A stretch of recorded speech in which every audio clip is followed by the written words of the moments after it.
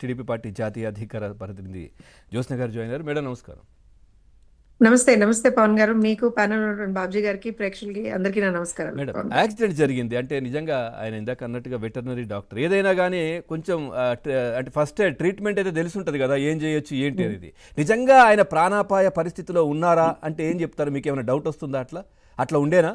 అంత తీవ్రమైన గాయాలు అయ్యాయా, లేదంటే కొడుకును తప్పించడానికి నిర్లక్ష్యంగా వదిలేయడం వల్లనే చనిపోయాడా? ఇప్పుడు ఒకటి పవన్ గారు, మనం మాట్లాడుతున్నది మనుషులు కాని మనుషుల గురించి. సో డోంట్ ఎక్స్పెక్ట్ ఇప్పుడు బాబ్జీ గారైనా మీరైనా నేనైనా ఇక్కడ కూర్చొని అయ్యో డాక్టర్ కదా, అయ్యో ట్రీట్మెంట్ చేయాల్సింది కదా, అయ్యో అని అనుకోవడమే వేస్ట్. అసలు అక్కడ మనిషే కాదు కదా. సీదిరి అప్పలరాజుని మీరు మనిషిని ఎలా అనుకుంటారండి? అసలు ఎలా అనుకుంటారు మీరు? ఎందుకనంటే ఒక్క విషయం చెప్తాను పవన్ గారు, do not deviate the gravity of the situation. ఎందుకు చెప్తానంటే అది హిట్ అండ్ రన్ కేసు, అది యాక్సిడెంట్ అని నేను అనను. హిట్ అండ్ రన్ కేసు అంటే గుద్ది పారిపోయాడు అంతే. సో ఖచ్చితంగా దాని గ్రావిటీ ఆఫ్ ది క్రైమ్ చాలా హైగా ఉంటుంది. ఇంకోటి ఏంటంటే నీ కొడుకు గుద్ది ఇంటికి వచ్చేసినప్పుడు తెలియకుండా అయితే ఉండదు అప్పలరాజుకి. ఎందుకంటే తీసుకెళ్లి వేరే వాడిని ఇరికిచ్చేసి ఏమంటారంటే ఈ మహానుభావుడు నా కొడుకు ఏం దెబ్బలు తగలాయో అని చెప్పి తీసుకెళ్లి ఒక హాస్పిటల్లో చూపించగలిగినప్పుడు he could have done the same thing కదా. కొడుకుని తీసుకెళ్లి హాస్పిటల్లో చూపించాడు కదా, ఆ సీసీటీవీ విజువల్స్ ఉన్నాయి కదా పవన్ గారు. మరి ఆ ఎవరైతే అమాయకుడిని వీళ్ళు ఆ రోజున గుద్దేశారు, ఇంకా అతనికి అప్పటివరకు ఏం జరిగిందో జరగలేదో ఒక్క క్షణం పక్కన పెడదాం. కనీసం అతని దగ్గరికి వెళ్ళిన దాఖలాలు ఏమన్నా మనకి ఎక్కడన్నా కనిపించాయా? ఎక్కడన్నా సీసీటీవీ ఫుటేజెస్ కనిపించాయా మనకి?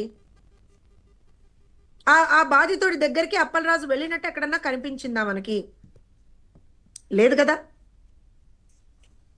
అంటే ఇట్లా అనుకోవచ్చా మేడం, ఆయన బాగుంటే నా కొడుకు ఇరుకుతాడు, నా కొడుకు పేరు చెప్తాడని అట్లా ఆలోచించే అవకాశం కూడా ఉంటుందా? అసలు అతను అసలు మీకు అర్థం కాని ఏంటంటే పవన్ గారు, అసలు ఈ డింట్ ఈవెన్ థింక్ అవతల వ్యక్తి చచ్చాడా బతికాడా ఏమయ్యాడో కూడా ఈ మహానుభావుడికి అర్థం అవసరం లేదు. అప్పుడు ఇతనేంటి, నా కొడుకు ఏదో యాక్సిడెంట్ చేశాడు, అవతల వ్యక్తికి ఏదైనా అయ్యి ఉండొచ్చు, సో ఇమ్మీడియట్ గా ఇంకొకళ్ళని ఇరికించాలి మీరన్నట్టుగా. ఇప్పుడు నాకు డౌట్ వస్తుంది పవన్ గారు, అతనేమన్నా పాపం ఏమంటారంటే చావు బతుకుల మధ్య కొట్టుమిట్టాడుతూ ఉంటే ఒకవేళ గనక ఇతను బతికితే నాకేమన్నా ఇబ్బంది, నా కొడుకు ఏమన్నా ఇబ్బంది అని అనుకుంటా చెప్పేస్తాడు కదా ఈయన డ్రైవ్ చేసిందని. అదే చెప్తున్నాను. ఎందుకంటే నేను వాస్తవానికి కూడా ఆ ఫ్యామిలీకి సంబంధించినటువంటి పరిస్థితుల్ని చాలా దగ్గరగా శిరీష్ గారు చూసి నాకు చాలా క్లియర్ గా ఎక్స్ప్లెయిన్ చేశారు మొన్న. ఎందుకంటే నేను ఒక టీవీలో మాట్లాడుతున్నప్పుడు శిరీష్ గారు నాతో ఇమీడియట్ గా ఫోన్ చేసి ఇదే అన్నారు, జ్యోత్స్నమ్మ యు ఆర్ 100% కరెక్ట్. అసలు ఆ ఫ్యామిలీకి కనీసం తినడానికి తిండి కూడా వాళ్ళకి లేదు పాపం. అంత దయనీయమైనటువంటి పరిస్థితుల్లో కేవలం పాపం దానయ్య సంపాదిస్తే ఆ పిల్లలకి ఆ రోజుకి ముద్ద, వాస్తవంగా మాట్లాడితే ఆ రోజుకి ముద్ద వాళ్ళు అతను సంపాదించి తీసుకొస్తే ఇంటికి. అతను చనిపోయిన తర్వాత ఆ చిన్న పిల్లవాడికి అతని కొడుక్కి జ్వరం వస్తే కనీసం డాక్టర్ చూపించుకునేటువంటి పరిస్థితి కూడా లేదు. నీళ్లలో ముంచినటువంటి బిస్కెట్లు పెడుతున్నారు, ఏం పెట్టాలో అర్థం కాక తల్లి. పవన్ గారు ఇవన్నీ ఎందుకు మాట్లాడుతున్నానంటే, మనం మానవత్వం ఇవన్నీ పక్కన పెడితే నేను ఒక తల్లిని,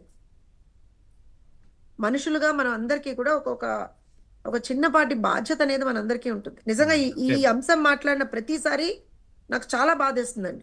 ఎందుకంటే ఆ విజువల్స్ నా కళ్ళలో తిరుగుతుంటాయి పవన్ గారు. ఒక తల్లిని నేను, 2 పిల్లలకి తల్లిని నేను. ఆ పిల్లవాడు ఆకలితో అలమటిస్తుంటే, జ్వరంతో విలవిల్లాడుతుంటే, ఆ తల్లి కనీసం ఆ పిల్లవాడికి ఒక మందు కొనలేక, ఒక ముద్ద అన్నం పెట్టలేక, ఒక గుక్కెడు పాలు కొనుక్కొని ఆ పిల్లవాడికి ఇవ్వలేక ఆ తల్లి పడే వేదన ఎట్లా ఉంటుంది తెలుసా? ఒక పక్క భర్తను కోల్పోయింది, ఇంకో పక్క పిల్లలు ఇలా కనీసం తిండికి నోచుకోలేనటువంటి పరిస్థితి.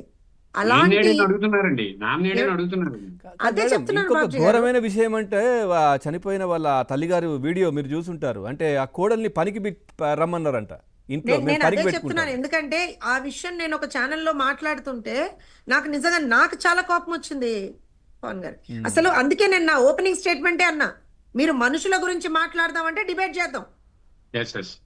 మనుషులంటే ఒకసారో 2 సార్లు తప్పిదాలు చేస్తారండి, నేను కాదనట్లేదు. తప్పులు జరుగుతాయి పవన్ గారు, అందరితో తప్పులు జరుగుతాయి. మీతో జరుగుతాయి, నాతో జరుగుతాయి, బాబ్జీ అన్నయ్యతో జరుగుతాయి, ప్రతి ఒక్కరితో తప్పులు జరుగుతాయి. తప్పులు జరగకుండా, తప్పులు చేయకుండా ఎవరు ఉండరండి.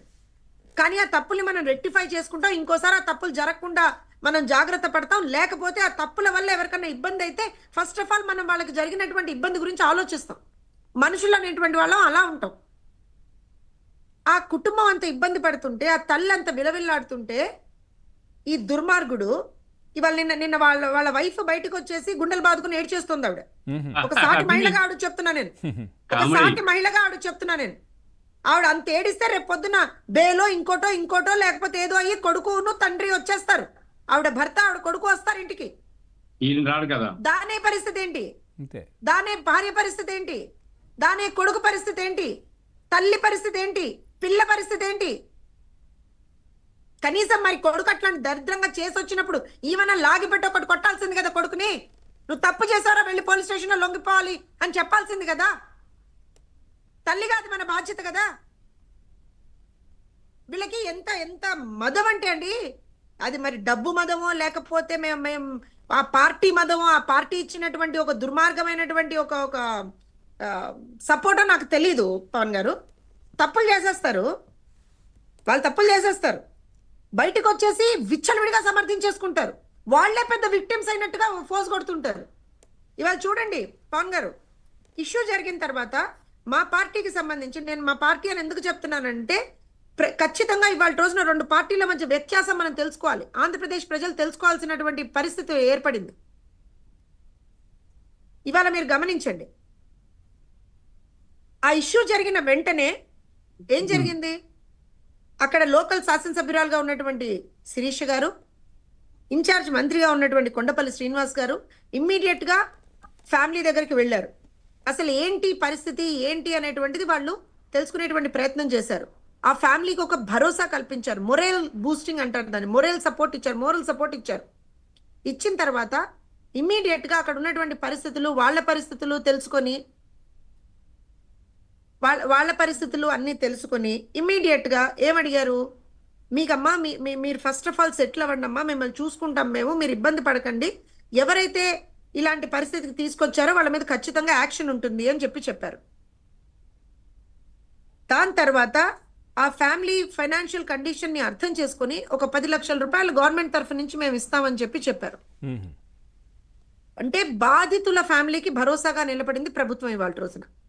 ఇమ్మీడియట్ గా నిన్న మీరు చూస్తే పవన్ గారు, మంత్రిగా ఉన్నటువంటి కొల్స్ పార్సాద్ గారు వెళ్ళి ఆ అమౌంట్ ని వాళ్ళకి డిస్పర్స్ చేశారు శిరీష్ గారి సమక్షంలో. ఇది ఒక సైడ్ ఆఫ్ ది కాయిన్. ఇంకో సైడ్ చెప్పమంటారా పవన్ గారు? నిజంగా మీకు కూడా చిచి ఈ సమాజంలో నేను కూడా సీదిరప్పలరాజు లాంటి వ్యక్తులు బతుకుతుంటే నేను కూడా బతుకుతున్నానా అనిపిస్తుంది మనకి. నాకైతే అలా అనిపించింది. ఏం తప్పుగా చెప్తున్నారా? అంటే ఇప్పుడు ఈ డబ్బులు ఇచ్చేసి అగైనెస్ట్ గా లేదు, వాళ్ళు ఏం చేశారు తెలుసా? మనమేమో అందరం కూడా బాధితుల పక్షాన అయ్యో పాపం అంటున్నాం. మనం సరే మనకి ఎంత స్థాయి ఉందో మనం డబ్బులు ఇవ్వగలుగుతామో ఇవ్వలేమో, కానీ అయ్యో అని అంటున్నాం కదా మనం. అవును, అయ్యో అంటున్నామా? ఆ పేటిఎం బ్యాచ్ తెలుసు కదా మీకు, మనం ఎన్నో సందర్భాల్లో మాట్లాడుకున్నాం వాళ్ళ గురించి. ఏమంటున్నారు? వాళ్ళు వెళ్ళి సీదిరి అప్పలరాజుని పరామర్శించారు. ఆయన స్వాతంత్ర సమరయోధుడు, ఆ కుటుంబం ఒక స్వాతంత్ర సమరయోధుల కుటుంబం, వీళ్ళు పెద్ద యుద్ధాలు చేసేసి ప్రాణాలు త్యాగం ఇచ్చేసి కూర్చున్నారని వెళ్ళి ఆ కుటుంబాన్ని పరామర్శించారు. సిగ్గుండాలి కదా. అంటే అఫ్ కోర్స్ జగనన్న బాట కదా అది. జగనన్న బాట ఎలా ఉంటుంది చెప్పండి? నేరస్తులు అనేటువంటి వాళ్ళు ఆ పార్టీకి అత్యంత ఆవశ్యకతగా ఉన్నటువంటి వ్యక్తులు అన్నమాట వాళ్ళు. అదే పాపం చిన్నపిల్లోడు బండితో గుద్దుతో పోయాడు, ఏం చేస్తారు దానికి అనే విధంగా వాళ్ళు మాట్లాడారు. నేను చెప్తాను మీకు మోటివేషన్ రావట్లేదు పవన్ గారు, నేను చెప్తాను. పాపం పసివాడు, అమాయకుడు, ఏమీ తెలవనటువంటి వాడు, 18 ఏళ్ల కుర్రాడు, ఏదో యాక్సిడెంట్ చేసేసి ఏదో ఒక్క ప్రాణం పోయింది. అయితే ఒక్క ప్రాణం పోతే ఇంత మానవత్వం లేకుండా ఈ ప్రభుత్వం బిహేవ్ చేస్తుందా? మానవత్వం మీకు రోమాలు నిక్కబడుచుకోవాలా కాదా? జగనన్న మాట్లాడేటువంటి మాటకి ఆ చిన్న మీరు ఇందాక చెప్పింది అది వింటే చాలా బాధేస్తుంది. అంటే వాటర్ లో బిస్కెట్లు ముంచుకొని తినడం అంటే అది ఎంత ఎట్లాంటి పరిస్థితి వాళ్ళది? బాబ్జీ అన్నయ్య ఓ మాట చెప్పండి. శిరీష్ గారు ఆ ఫ్యామిలీకి సపోర్ట్ గా నిలబడ్డారని సిగ్గు లేకుండా శిరీష్ గారి మీద ఇవాళకి కూడా మళ్ళీ ట్రోలింగ్ చేస్తున్నారు. అంతే. కరెక్ట్. ఒక్కొక్కడిని నిజంగా నడి బజార్ లో నిలబెట్టి లెంపలు వాయించాలా వాయించొద్దా? ఒక ఆడబిడ్డ ఇవాళ రోజున వీళ్ళందరి ట్రోలింగ్లను తట్టుకొని 5 సంవత్సరాల పాటు వీళ్ళు చేసినటువంటి దుర్మార్గాలను తట్టుకొని నిలబడి ఇవాళ రోజున ఒక ఎమ్మెల్యేగా ఎన్నికయ్యి ఎమ్మెల్యేగా ఇవాళ రోజున అక్కడ ఉండి ఒక తల్లిగా వెళ్ళి ఆ కుటుంబానికి ఆవిడ భరోసా ఇస్తే ఈ దుర్మార్గులు ఒక్కొక్కడు బయటకు వచ్చి ఆవిడ గురించి మాట్లాడతారా? ఓకే ఓకే సిగ్గుండాలి కదా పవన్ గారు, కొంచెం చెప్పండి మీరు. అవును బాబ్జీ గారు బాధితుల పక్ష